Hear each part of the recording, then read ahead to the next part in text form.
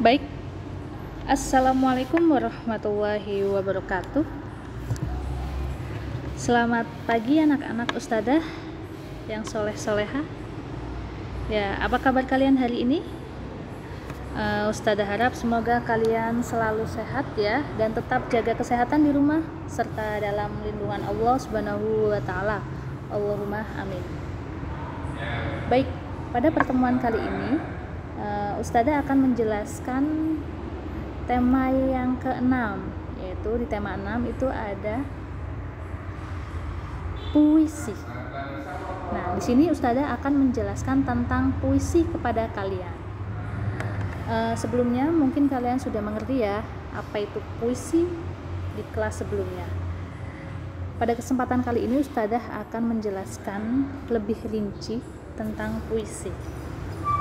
Baik, sebelum kita mengawali pembelajaran pada pagi hari ini, alangkah baiknya kita membaca basmalah bersama ya. Bismillahirrahmanirrahim. Alhamdulillah. Baik. Nah, sini Ustadzah akan menjelaskan tentang puisi. Apa itu puisi? Apa pengertiannya? Kalian bisa disimak. Puisi merupakan suatu karya sastra yang berbentuk tulisan yang berasal dari hasil suatu perasaan yang diungkapkan oleh penyair dengan menggunakan beberapa unsur. Nah, jadi yang dimaksud puisi di sini yaitu suatu bentuk karya sastra yang dibuat oleh kita. Kalau kita misalkan membuat suatu puisi, berarti kita namanya penyair. Suatu bentuk karya sastra yang dibuat oleh penyair dengan menggunakan beberapa unsur. Nah, apa sih beberapa unsur ini? Nah, kalian bisa lihat. Unsur yang pertama yaitu diksi. Diksi adalah pemilihan kata yang tepat yang dilakukan oleh penyair. Jadi, ketika kita ingin menyusun sebuah puisi atau membuat puisi, kita harus tepat dalam pemilihan katanya.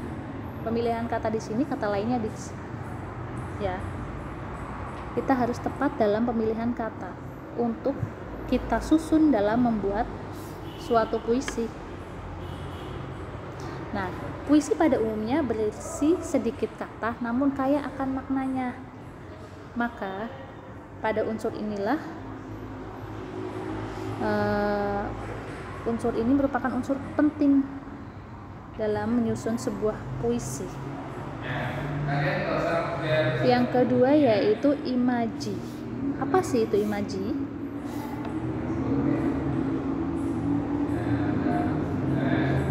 Merupakan susunan kata yang terdapat dalam puisi yang mengungkapkan pengalaman indrawi sang penyair. Jadi, imaji di sini yaitu susunan kata yang disusun dengan baik, baik itu berupa indera pendengar, penglihat maupun perasaan.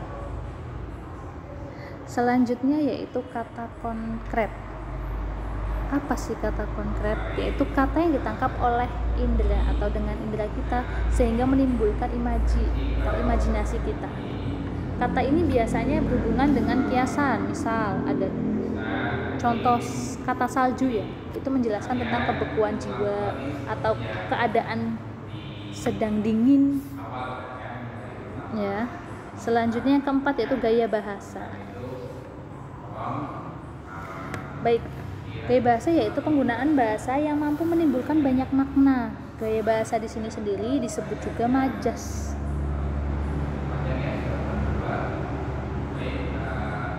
Yang kelima yaitu rima.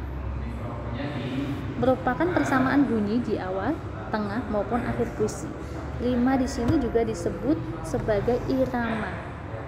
Misalkan bunyi di akhir katanya A semua atau B semua atau A B gitu atau B A gitu ya. Berarti ada kesamaan. Nah, baik. Nah, di sini Ustadzah ada dua jenis puisi, yaitu puisi lama dan puisi baru. Apa Apa sih puisi lama dan bagaimana sih puisi itu dikategorikan sebagai puisi lama? Nah, di sini Ustazah sudah menuliskan ciri-cirinya. Yang pertama cirinya itu, ciri puisi lama yaitu masih terikat pada aturan lama. Aturan lama itu yaitu ya jumlah barisnya, terus sajak di akhirnya, bunyi suku katanya, jumlah suku katanya. Yang kedua yaitu berupa puisi rakyat atau puisi yang tidak diketahui nama pengarangnya. Jadi ciri yang kedua ini terlihat sekali ketika di bawah judul puisi persis itu tidak ada nama pengarangnya, berarti puisi itu termasuk jenis puisi lama.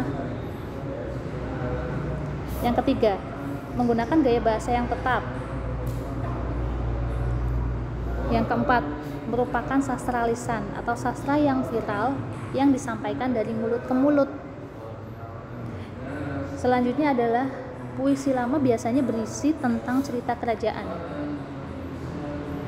Jenis puisi lama di sini ada mantra, pantun, karmina, seloka, gurindam, syair, dan talibu. Mereka semua termasuk jenis puisi lama. Selanjutnya, selain puisi lama, yaitu ada puisi baru.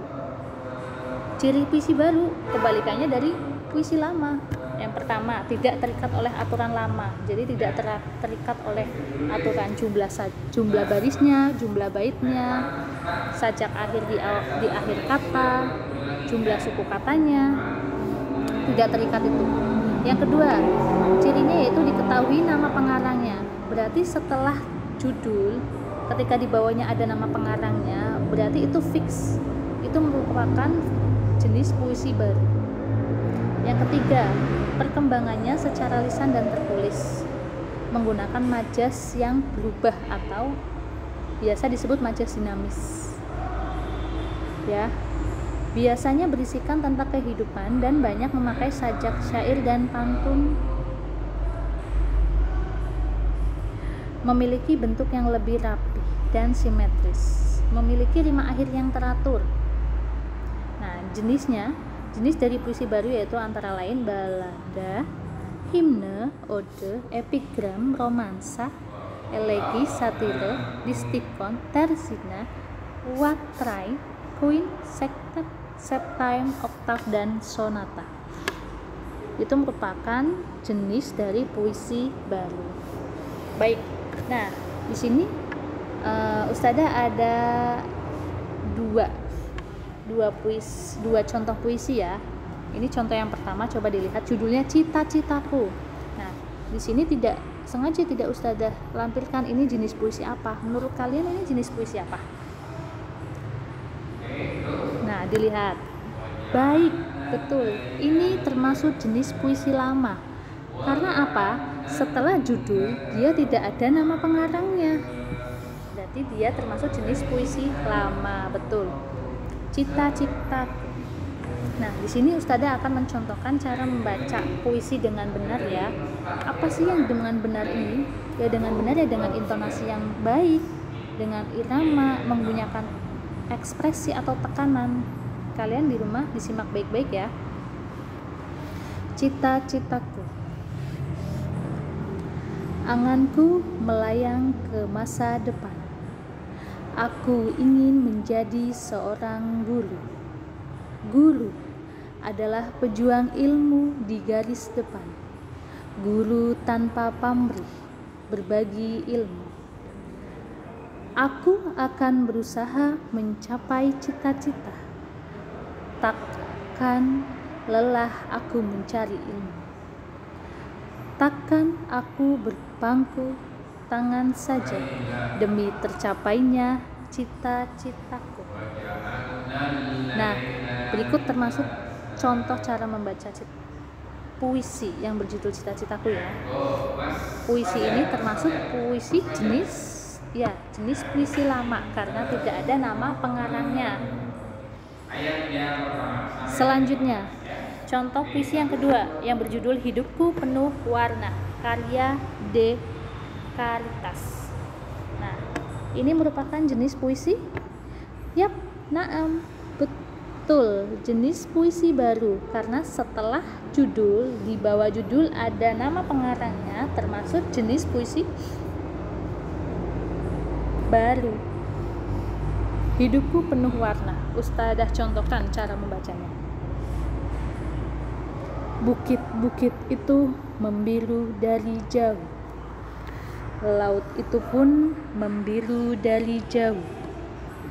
Mereka terlihat sama walaupun berbeda. Keduanya indah, keduanya mempesona walaupun berbeda. Keduanya tak terpisah. Aku, kamu, dan kalian. Cita-cita kita mungkin berbeda. Bukan siapa yang berlebihan, tapi kita akan bersama meraihnya. Hidupku penuh warna, seperti pelangi di bawah langit. Berbeda itu indah, yang membuat kita bersyukur pada Ilahi. Baik, berikut merupakan contoh membaca puisi ya. Jadi, cara membaca puisi dengan cara membaca teks biasa itu berbeda. Ya, cara membaca puisi itu harus dengan tekanan, pelan-pelan, intonasi, dan ekspresi. Ya, baik, mungkin itu saja yang dapat Ustadzah sampaikan. Sekian dari Ustadzah. Syukran ala husni ihtimamikum. Assalamualaikum warahmatullahi wabarakatuh.